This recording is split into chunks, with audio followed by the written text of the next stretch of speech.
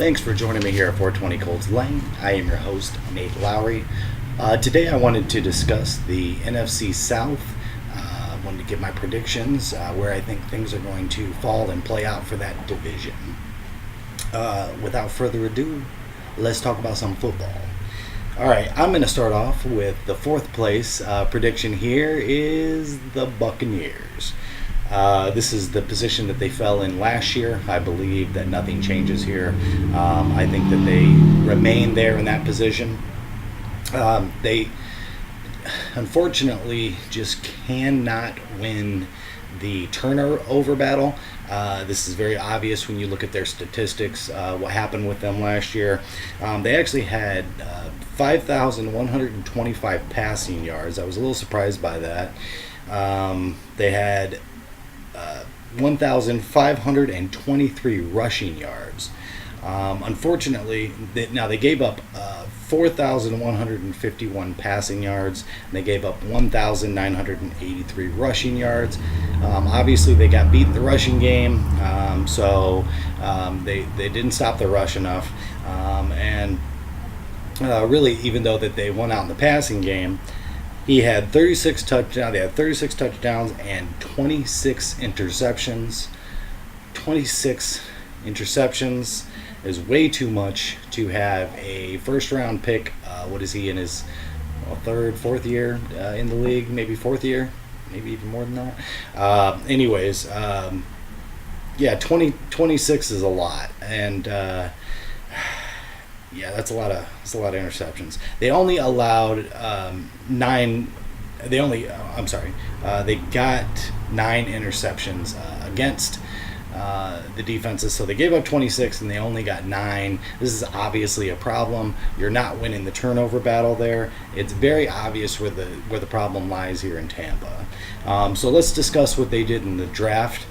They bring in Devin White with the 5th pick overall. He is a linebacker from LSU, and in my opinion, he is going to be a very, very good linebacker. I've seen some interviews with the kid. He's got a great attitude. He views himself as the leader, and I think Atlanta has a void. I think at that there's not a ton of leadership down there. So I think Devin White could definitely be a big help. He might not impact them completely this year, though he might. But I think going forward, this was a very good pick at 5th overall. Then they got Sean Bunting. He's a cornerback from Central Michigan. He looks like he could be a very solid player. At 99th, they got Mike Edwards, defensive back. 107th, Anthony Nelson, defensive end from Iowa. 145th, Matt Gay. He's a kicker from Utah. And this kind of speaks to a little bit about the Buccaneers. They do some things that are pretty confusing sometimes. This is a prime example, I think, of a team that sometimes plays doesn't do well because I think that their office has problems, their front office, and historically has. They don't make the wisest decisions usually. So a lot of times, even if they look good on paper or have skill and talent, for some reason they just don't play up to it. So they got a kicker here at 145th. I get it. You need a kicker. I'm not hating on him for that. It just seems like it's a little high. He was the first kicker gone, so it's not like there was this run on kickers where all of a sudden they felt like they needed to go out and get it. Maybe they just really believe in this guy. Whatever the case is, if I was a Buccaneers fan, I probably wouldn't be happy about that. Scott Miller, he's a wide receiver from Bowling Green. I actually think this is actually a really good pick. when you look at it, like I stated before, they had 5,125 passing yards last year. They have Mike Evans, who I love Mike Evans. He's one of my favorite, if not my favorite, wide receiver in the league. I like big wide receivers. He does it better than anybody. I think, he's a beast. Absolutely love Mike Evans. He's one of my favorite, like I said, one of my favorite wide receivers. And I think he adds to that 5,125 passing yards pretty well. When you go ahead and add, this is a little bit of a burner here. This guy's got, I want to say that he was clocked at 4.27 at his pro day. Maybe that's unofficial time, I don't know, but if I remember correctly, that's what I read. This guy's from Bowling Green, a little bit of a smaller school. People might be sleeping on him because they weren't paying that much attention, but I think this guy could be a very good wide receiver, just looking at what he did and all that. So, I would actually be excited about the wide receiving core, which obviously putting up numbers in the passing game wasn't the issue. It's holding on to the ball after you put up those numbers. You know what I mean? Finishing the drives and not turning the ball over. That seems to be a little bit of an issue there. Free agency, okay. Donovan Smith, which is a offensive tackle, is a re-sign. I won't get into that. I don't even know why I went to that one. But Shaquille Barrett, he's a linebacker from Denver. I think that they're just, filling a need, getting a free agency in there. There's nothing that I would get excited about. Deion Buchanan from Arizona, he come over from the Cards, linebacker. Brashard Perriman, he's also a wide receiver from the Browns. I actually like this pick, or like this pickup on the free agency market. I think that their wide receiving core is even better than they were last year. And I think they were pretty good last year. So the receiving core looks good. I think that those are some good additions that they did. Ryan Griffin, he's a re-signed. He's a quarterback. Backup Peyton Barber, re-signed, running back. Ndamukong Suh, defensive tackle. He played at the Rams last year. Suh was somebody a lot of people talked about the Colts getting. I really didn't want him. I just don't like his attitude. I don't think it kind of matches up. I think that he's been out of the news with that stuff. He's not somebody talked about as being a dirty player, and unfortunately, I think it kind of hurts his game a little bit. Now, looking at his stats, he still when he wanted to, he still put pressure on. But I think because he tries to tone it back, his natural state is to be really super mean, and that's how he played when he first in the league, obviously with the Lions. And he had a bad reputation for that. So when you look at him now, I think I hate to say he's a shell of himself, but I think he's a much more reserved person trying to calm himself, and I think it hurts his gameplay. I just do. I think he's got a little restraints on himself and handcuffs. Now, when he takes those handcuffs off and he wants to play more, he does. He still gets pressure. He still gets good sacks. Unfortunately, I didn't write down his totals. I should have. I wanted to, but I did not. But anyways, he is replacing Gerald McCoy. This is a signing that just happened. McCoy is a free agent. Now, obviously, he could still go back to Tampa, but I don't think that that's going to happen. This seemed like it was a mutual split. I think McCoy went to them and said, basically, you guys are a mess. I'm a better player. I'm coming to the end of my career. I want to get out of here, and I want to go win some games somewhere before I retire. There is some speculation that we could sign him. The Colts could sign him. I really kind of hope that does happen. I think his veteran presence and just the experience he has alone, his game has suffered a little bit, but he's still very productive. It's just that he was very productive when he first got into the league. And again, I think a lot has to do with the environment. I think he's better than he played recently in Tampa, which wasn't bad anyways. Because when you don't have passion in your heart and you don't like the situation that you're in, you're not going to play with as much passion. I don't care who you are. It seems to me pretty obvious he didn't like being in Tampa. I wouldn't like being in Tampa. Gerald McCoy, I hope that we pick him up. I do. Watch out for that. I'd love to send him. He's a good guy, and I think he fits what the Colts do. He would definitely bring a veteran presence that we currently don't have.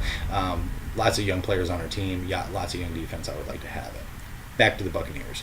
I'm going to go ahead and say that the biggest problem here, if you watch my other one, the AFC South, I talked about Mariota and how I really didn't feel like he has panned out the way he has. I will forever link these two. Mariota was, as a Ducks player, I like the Ducks. That is my favorite college team.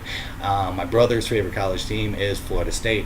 So I'm very, very familiar with both of those quarterbacks. I feel like this guy is going the same route as Mariota, where I don't feel like he should be a starting quarterback. I mean, I wouldn't put my faith into him, and I wouldn't like him. Mostly just because of the turnover situation. I don't think he reads defense as well. I actually thought this guy was had a huge upside. I just thought that maybe he had a little bit of immaturity problems, and that was going to be the issue. I now think that he just, like I said, I think he struggles at reading defenses.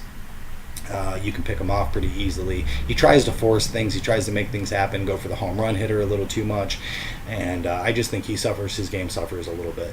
We'll see how long they continue to go this route. I know other people still think that he's going to become a better quarterback. I have my doubts. I really do. And as a team itself, again, I think this is a team where I hate to say it, but they suffer from just like poor decisions in their office. You can tell these teams when, you know what I mean, historically they've had these issues. I think on paper the Buccaneers look like a better team than they actually play, and I think that is an indication to dysfunction within the upper staff. So I don't think anything changes here. I think they come in for it. Let me get to third. I think I'm going to go with the Panthers.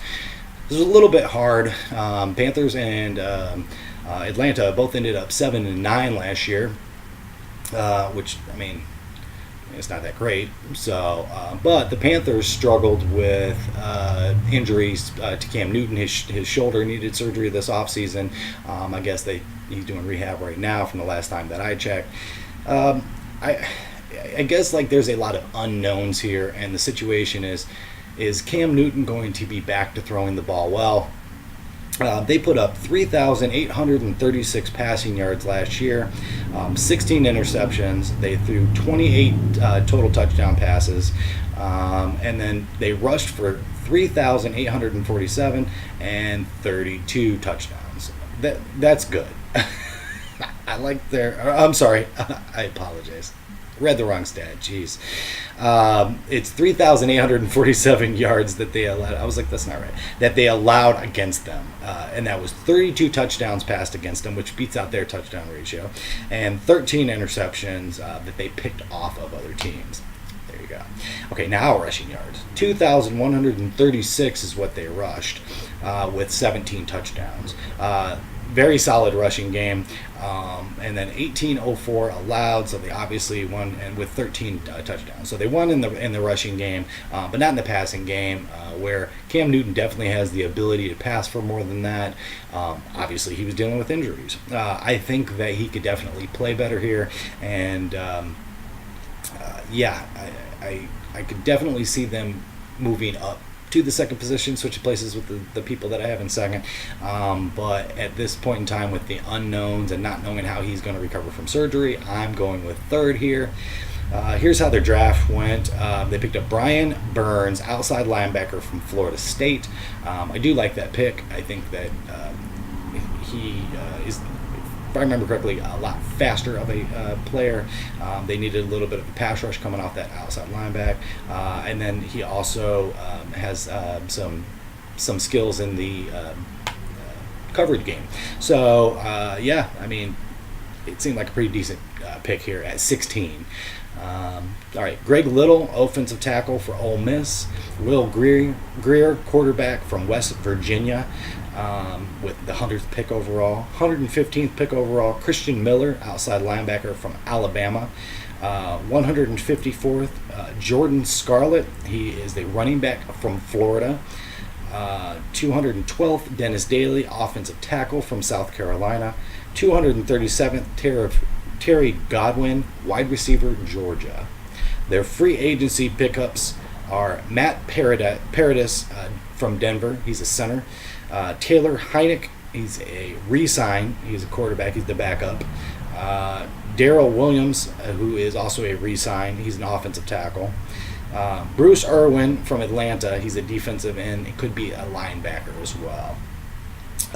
Okay, so they definitely went linebacker. They got 1, 2, 3, if you include what they did in free agency, which was very little in the free agency market, with only bringing in 2 players from the outside. I don't see that the Panthers did a whole lot to fix their problems, at least from what I can tell.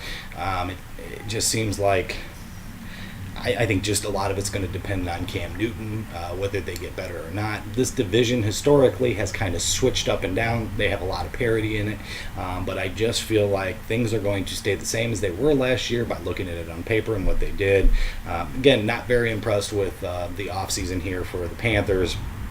And obviously, with the weight weighing over the shoulder of Cam Newton and the surgery and how that goes, we are just going to have to see how it plays out. I love McCaffrey. I think he's really good. Again, I really like their run game. But right now, we are in an air-it-out league, and I just feel like, they're not really fully stopping people. Like I said, they had 32 touchdowns allowed in the air, and then more yards than they passed for. So if you're not winning that battle, you're not going to win. So I've got them going here at third. I feel like they could be a little bit better than they were last year with the 7-9, but maybe not. That might be right where they're at. Okay, now I've got number 2. I'm going to go with the Atlanta Falcons, who last year was 7-9, just like the Carolina Panthers. They threw for 4,653 yards with 36 touchdowns, 7 interceptions. Very much won the turnover battle there. They allowed 4,153 against them, and that was 33 touchdowns that they allowed with 15 interceptions that they got. I guess I haven't been doing the sacks on these other guys, but they had 37 sacks and 42 allowed, so they didn't win that battle either. They didn't win that battle. Okay, so the rushing is 1,573 yards rushing, 1,999 allowed. So they lost that battle. 11 touchdowns rushing and 16 allowed on the ground.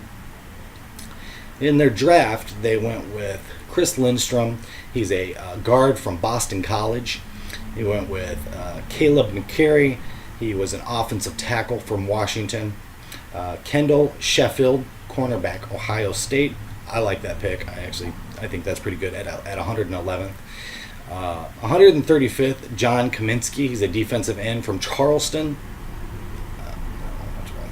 152, you've got Quadri Olison. He's a running back from Pitt. 172, you got Jordan Miller. He's a cornerback from Washington. 203rd overall, you got Marcus Green. He is a wide receiver from UL Monroe. Again, not that exciting in the draft. Free agency, James Carpenter. He is a guard from the Jets. Jamon Brown, he is a guard from the Giants. Luke Stocker, he's a tight end from tight end from the Titans. And then Kenyon Barner, Ducks alumni. He is a running back who recently was on the Panthers. He's bounced around a little bit in the league. They signed him to possibly take over as a kick returner. He's getting a little bit older in age, so I don't know. We'll see, but he was a short-term sign, so I think it's very low risk for them to sign him. Obviously, I love Kenyon Barner, but he's never really done too much. He is somebody that can put up a little bit of stats, and he's fast, so he can get his way through there, but he's not going to blow your socks off. They did very little in free agency as well. I kind of feel like, again, the Falcons kind of fall into the same category as the Panthers. They did nothing that they did really blew me away. It was nothing like, wow, like I really like that signing, although I'm sure that they know what they're doing. They addressed obviously quite a few guards. They brought in 2 in free agency. They picked the Chris Lindstrom 14th overall from Boston College. People said that he's a very good guard. I wish I knew more about linemen. It's hard for me to talk about linemen. I don't know. But, obviously they felt like that was very much needed. They need to pump a little bit of yardage in that rushing game with 1,573 coming up in the low end there. Other than that, I do believe in Matt Ryan. Again, this is a division that's had a lot of parity, ups and downs, and just because a team is 7-9 one year doesn't mean that that's where they're going to stay in the next. Matt Ryan always gives them the option of getting a little higher than that. Now, with that said, I'm actually not as big on Matt Ryan as a lot of other people are. I think he's got a bit of I think he's reached his ceiling. Obviously, they went to the Super Bowl, and he almost won, and I can't believe that they lost. So I'm not trying to hate on the guy. He's a very talented quarterback, but obviously, I feel like at this point in time, that's where they stay, is in second. Again, I feel like all of these kind of stay into where they are.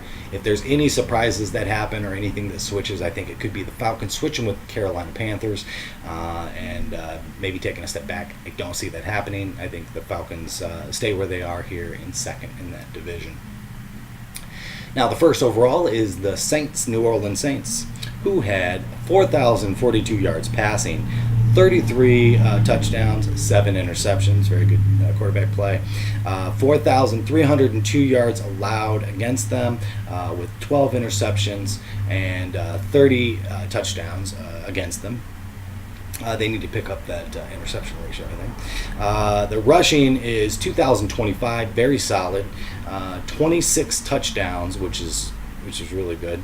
12 touchdowns allowed with 1,283 yards on the ground against them allowed. So obviously they were, very good against the rush as well. So they had 49 sacks and they only allowed 20. This is a team that definitely won the turnover battle. They definitely did, and it shows with their stat of 13-3 is where they went. It's a very good team. The Saints are a very solid team. The draft, they went with Eric McCoy. He is a center from Texas A&M. They felt like they needed to address that position. I guess that was pretty high on their needs as they traded up to the 48th position to get them. I didn't realize that they didn't have a first round pick, and it didn't seem like they didn't have anything till the late second, obviously. So they traded up. They got the center. Then they ended up with Chauncey Gardner-Johnson, safety from Florida, at 105. I actually really like that a lot. I think that he's going to be a good safety, and I think that they made a very good decision there. 177th, you got Shaquan Hamptos. He's a safety from Rutgers. 231, you've got Elise Mack. He's a tight end from Notre Dame. He's more of a blocking tight end, so they needed to address some of that. 244th overall, Caden Ellis. He's an outside linebacker from Idaho. Okay. Free agency. They get Jared Cook, tight end from the Raiders. I like that. I actually like Jared Cook. I think he's a good tight end, and they're definitely going to use him well. I'm sure he'll play out.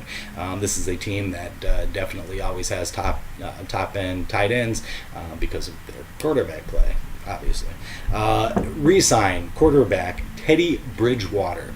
I really like this re-sign. If I were the Saints, I would try to hold on to this kid. It's hard to tell how much Drew Brees has left in him, and if he starts to decline or decides to retire, I think Teddy Bridgewater is a very good backup. He's a little expensive, and they tied up a little bit of money there that they could have put into other positions, but he turned down a starting job with the Dolphins. I think Teddy Bridgewater loves the Saints, and I personally think that the Saints like Teddy Bridgewater. I believe that he's going to be a solid quarterback when he finally gets the chance to play.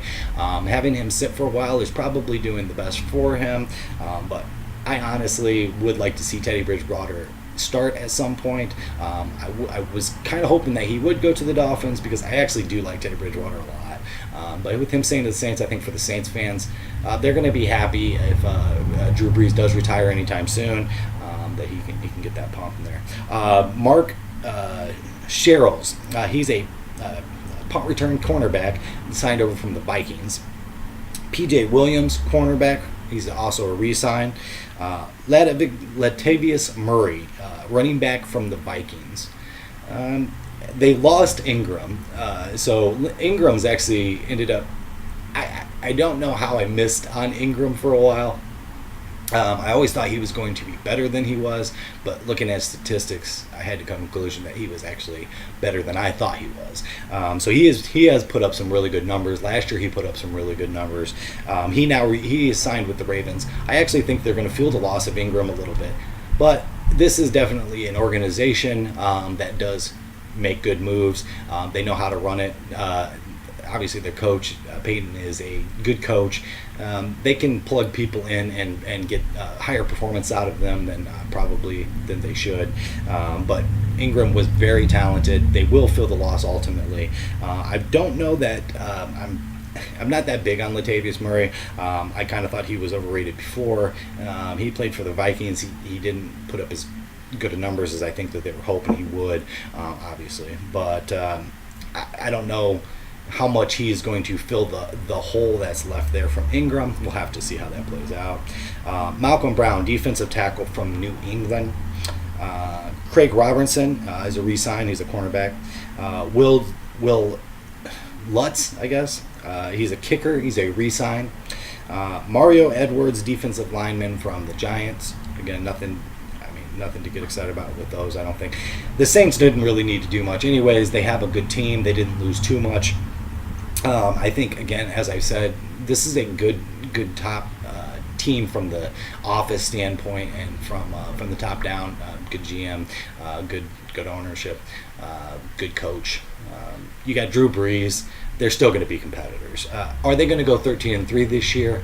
I don't know. I don't know. But even if they lose a little bit of a step, this is still going to be a top-tier team, and I very much put them as pushing for that Super Bowl. I very easily could see this being the team. In my opinion, they're either 1 or 2 overall in the NFC. I definitely see these people as a competitor for the Super Bowl. So it'll be interesting to see what happens. Again, I just don't see the rest of this division catching up to the Saints anytime soon. They're going to struggle with each other. Now, with that said, the Falcons have, if they are able to get everything flowing, obviously in the past, just a couple of years ago, they went to the Super Bowl. So I wouldn't sleep on the Falcons and just say that there's absolutely no way that they catch up to the Saints. The Saints don't have a bad year and step back. You never know what's going to happen with Drew Brees. He is getting older. He doesn't show signs of it yet, but at some point they start to do that. I'm definitely going to go with the Saints. As a matter of fact, I think Saints in the NFC are my number one choice contender for the Super Bowl, and so obviously I've got them first here. So thanks for joining me here. I hope to get some more videos out soon. I had a little experiences in life kind of held me back, and I wasn't able to put the time and effort into making the videos, but I'm going to pump out a couple more hopefully this weekend. I've got a little bit of time. So look for some more. If you like what you heard, give me a like, give me a subscribe. Thanks for joining here at 420 Colts Lane, where we always take the high road. Thanks for watching, and I look forward to seeing you guys again.